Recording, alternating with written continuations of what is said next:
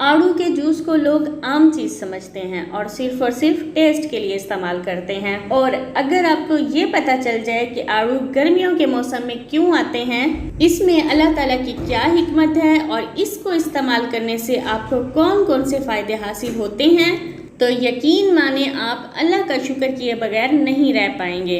अभी वीडियो में आपको आड़ू बनाने का ठीक तरीका बताते हैं कि किस तरह से आड़ू का जूस बनाना चाहिए। तो सबसे पहले मैं आपको ये बताती हूँ कि गर्मी की वजह से जो सर में दर्द और आंखों में खिंचाव पड़ता है, आड़ू के इस्तेमाल से फौरन ही दूर हो जाता है। कभी आप इसे आजमा कर देख लें, आपको किसी भी मेडिसिन खाने की ज़रूरत नहीं पड़ेगी। इसी तरह अगर आपको बहुत ज़्यादा पसीना आता है तो इसका इस्तेमाल शुरू कर दें। इन तमाम मसाइल से निजात आपको आड़ू से ही मिलेगी।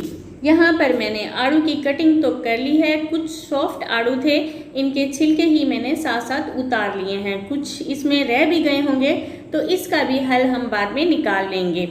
और 4 से 5 चम्मच इसमें हम चीनी के भी डाल देंगे।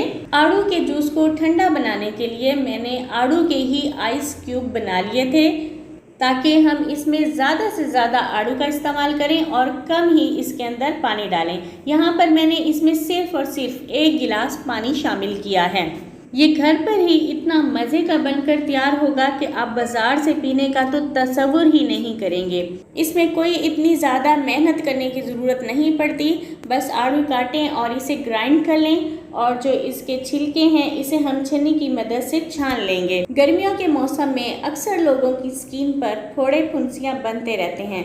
अगर आप आड़ू का इस्तेमाल करेंगे तो आपकी स्किन क्लियर और शफाफ हो जाएगी।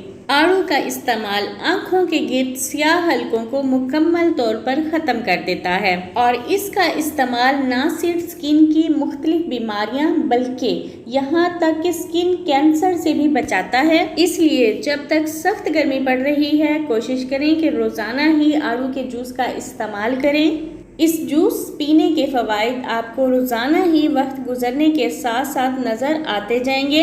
इसमें काफ़ी मिकदार में विटामिन ए पाया जाता है, जो कि आपकी नज़र को तेज़ करता है और सबसे अहम बात कि ये आपके वज़न को भी कम करता है, क्योंकि ये न सिर्फ फाइबर से भरपूर होता है बल्कि आड़ू के अंदर ऐसे कंपाउंड्स पाए जाते हैं जो कि जिस्म में मौजूद फालतू चर्बी को पिघलाते हैं और खाना भी जल्दी हजम हो जाता है। ये मैदे की तेज़ाबियत को दूर करता है, जो कि बहुत सारी बीमारियों की वजह बनती है।